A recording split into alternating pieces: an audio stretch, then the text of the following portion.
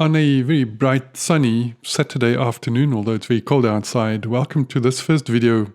I'm just going to show you how we can use simulation from a theoretical model to answer a question about probability. Now, you'll see me use the Wolfram language in Mathematica. You don't have to follow along with the code at all. It's more about the concepts, but I need a computer language to write the code, to do the calculations, and to create the plots and graphs. Do remember, at most universities and many business institutions, you get a site license for Mathematica, and you might be able to get it free of charge. I know for my students at the George Washington University, you do not have to pay. We do have a site license.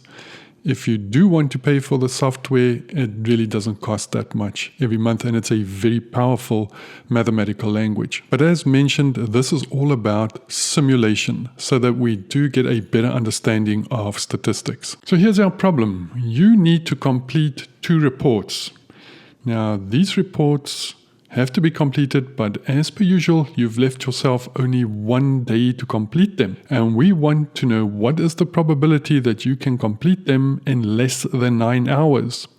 That's the only time that you have to complete these reports.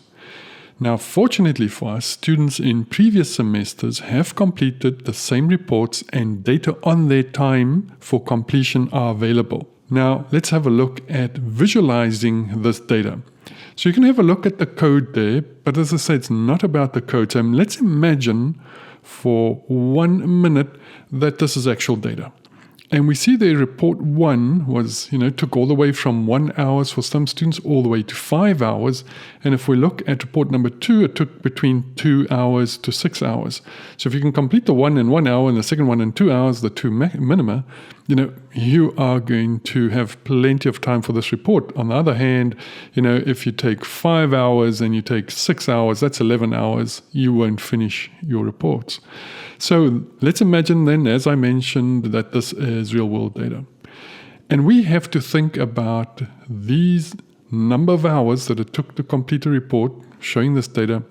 What model would represent or would produce these values? What theoretical model would produce these number of hours it took for each of these reports? Now remember, these values are random variables. So we can ask, what theoretical model, what probability distribution produced these numbers? Now, of course, if you look at the code, you can see what distribution I used. But this is our task. We need to look at this and decide. Well, it looks to me, at least, as if all the values, the probability across these intervals are fairly uniform. So for us to choose the uniform distribution, as a theoretical model that produces these random variables, the number of hours that it takes to produce these reports is probably a good idea. And there we go, our choice of a theoretical model. So for the first model, the first report, we're going to say it looks like as random variables, this was produced by the uniform distribution on this interval from 1 hour to 5 hours. It looks like that is not a bad way to go. And so I have plotted for you here on the screen the probability density function of the continuous uniform distribution on the interval from 1 to 5. Now let's look at this. The height of this graph, which you can see goes off from negative infinity, which of course I'm just plotting it from 1, up till 1. There's 0 probability of that. And then we suddenly jump up when it gets to the minimum, which is 1 hour. And so on the vertical axis, we see probability density. Probability density meaning I cannot just read off the probability.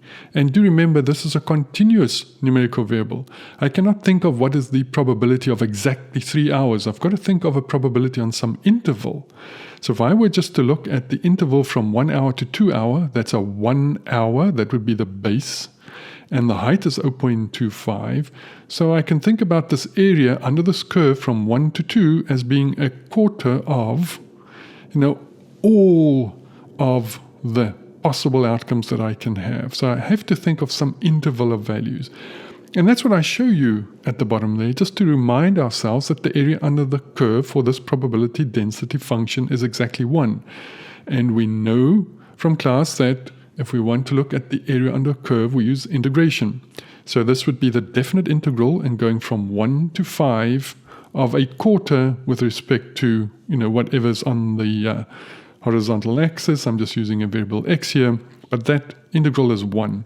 So the total area under this curve is 1, and you might see that it goes from 1 to 5, so the base is 4 and the height is 0.25. So of course the area under this curve is 1. But this is a probability density function, and we are saying this is the theoretical model that we think that produces the random variables, which are the number of hours it takes to complete report number 1. So for report number 2, the second report, again, here's the uniform distribution, continuous uniform distribution on the interval from 2 to 6. And I've done exactly that. I've taken that indefinite integral, and as you can see, the total area under the curve is 1. So we can think of the proportion of the whole. A proportion of 1 would represent a probability within that specific interval that we're dealing with. And now comes the beauty. We're going to use simulation to calculate this probability that we take at most 9 hours. So here comes simulation to our rescue. We're going to simulate 1 million completion times for each report. And if you want to stop and just have a look at the code, so what I'm doing here is I'm saying, let's select from the uniform distribution on an interval from 1 to 5, 1 million values. And I'm just going to assign that to a variable of my own choosing. I'm calling it first report simulation. And I'm doing exactly the same, assigning that to second report simulation. And I'm saying, taking from the uniform distribution on the interval from 2 to 5, select for me at random 1 million values. So I'm simulating 1 million random variables that is described by this uniform distribution. It is that theoretical model that's producing these values for me, and I'm doing 1 million of each.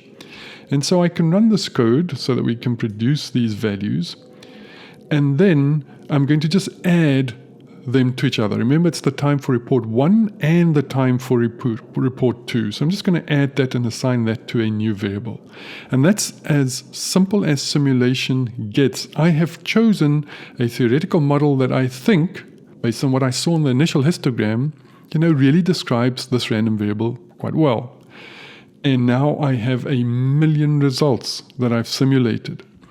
And here is a visualization of these completion times. And so we see it was most probable to have around 7 hours for the completion of these tasks. And as we move away from 7 hours, we find fewer and fewer of these cases. And so now we can ask, what proportion of these 1 million simulated values was at most 9, or then less than 9? So it's this darker colored area. And I can think about this proportion of the whole of all 1 million as the probability that I would take at most 9 hours or less than 9 hours. And that's exactly what we do. We're thinking about the proportion of the whole. The whole is all possible outcomes. So the proportion of cases that took less than 9 hours, that's the same as asking the probability of taking at most 9 hours, or what is the probability that a randomly selected case is at most 9 hours. These are all the same cases. And so what I want to do is just to say how many cases were at most 9 divided by the total number of cases that I simulated, which was 1 million. So what proportion of the 1 million was at most 9? And when I do that division, I see 0.875. So I'm saying by selecting an appropriate theoretical model, or a probability distribution, in our case that was the uniform distribution, and using simple simulation, we can see that there is an 87.5% probability that you will complete the reports in time. And that is a fantastic result from pure simulation. And so there you go. I hope you enjoyed this little presentation. Just so simple to use simulation using a theoretical model of the world, that probability distribution that we think, is a good model that produces these random variables for us, and the random variables was the number of hours to complete these tasks. So we're using simulation to calculate a probability.